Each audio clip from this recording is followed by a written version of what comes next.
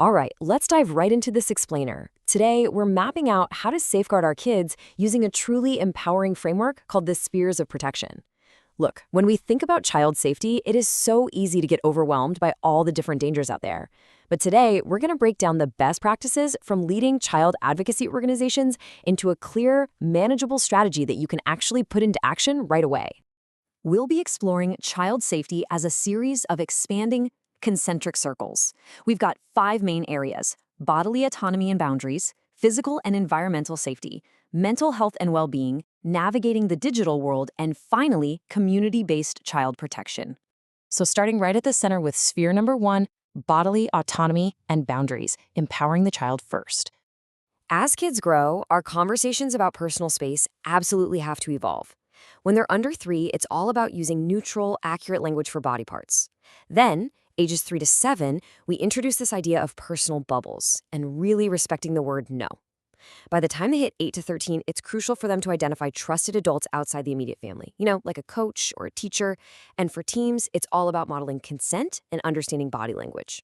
Now, I know, putting this into practice can be a little tricky, especially around the holidays with well-meaning relatives, right?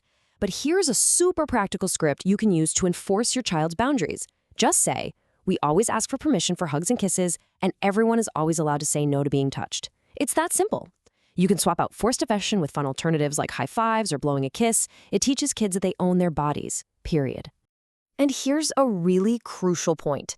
Kids are naturally curious, but if we punish or shame them for asking questions about their bodies, they might actually become too afraid to report real harm later on. Answering their questions without judgment is a massive part of abuse prevention. The whole goal of this first sphere is just making sure your kids feel totally safe coming to you if something is wrong. Moving out to sphere number 2, physical and environmental safety. This is all about securing the real world. This statistic is just staggering. We can achieve a massive 85% reduction in serious head injuries with one simple thing: a properly fitted bicycle helmet. It's such a basic piece of gear, but the data clearly shows that consistent helmet use during activities like biking or skateboarding is literally a physical shield for your child. And we see something very similar with vehicle safety. Using a booster seat that's appropriate for your child's age and size drops the risk of serious injury in a crash by 45% compared to just using a standard seatbelt alone. The guidelines tell us kids need to stay in those booster seats until they're truly tall and heavy enough to use a regular seatbelt safely on their own.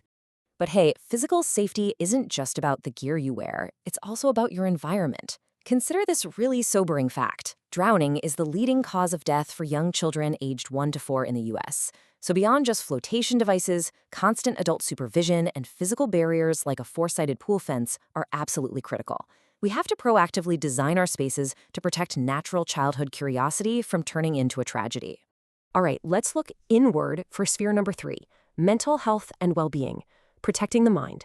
We all know growing up comes with its fair share of mood swings, right?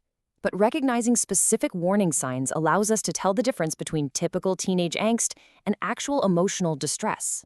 If you see persistent sadness, a sudden withdrawal from friends, unusual irritability, or noticeable changes in eating and sleeping habits, those are red flags. Catching these signs early means you can get professional help before a mental health challenge really escalates. So, we've got the physical and the mental covered. But as kids grow up today, their environment expands rapidly into a space that, let's face it, didn't even exist a generation ago. It raises a whole new set of questions. So how exactly do we protect them in the digital sphere? That brings us to sphere number 4, navigating the digital world, empowering digital parents. The Family Online Safety Institute breaks digital parenting down into 4 incredibly actionable steps, which is great because tech challenges can feel super overwhelming. Step 1, establish your rules right out of the gate with a Family Online Safety Agreement. Step 2, use safety cards when you hand over access to a new device.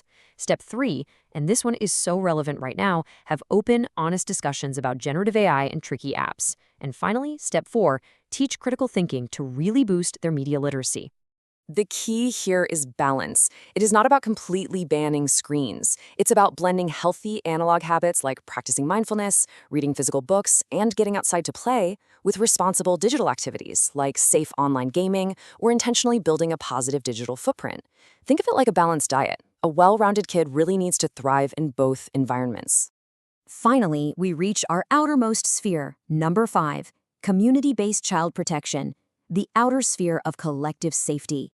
True child protection extends way beyond our own front doors. Community-based child protection programs are these amazing grassroots initiatives that bring together social workers, educators, law enforcement, and local leaders. By focusing on local resources, they create a safety net for families and intervene early on, well before a crisis ever has the chance to escalate. These initiatives really rely on everyday people, us, knowing the signs and being ready to step in. You've got programs like Safe Families for Children, providing temporary homes during a crisis, or neighborhood watch programs, where neighbors just actively look out for local kids. There are even visual campaigns, like planting blue pinwheels during Child Abuse Prevention Month, to raise essential awareness. It literally takes a village, and these are the tools that build it. So what's the big takeaway from all of this today? A child is safest when they are protected by all of these overlapping spheres working together in harmony. Yes, protection absolutely starts at home, with bodily autonomy, physical safeguards, mental health check-ins, and digital rules, but it's that community vigilance that ultimately weaves the absolute strongest safety net. As we wrap up this explainer, I want to leave you with one final question to think about. Which sphere of protection will you strengthen in your child's life today?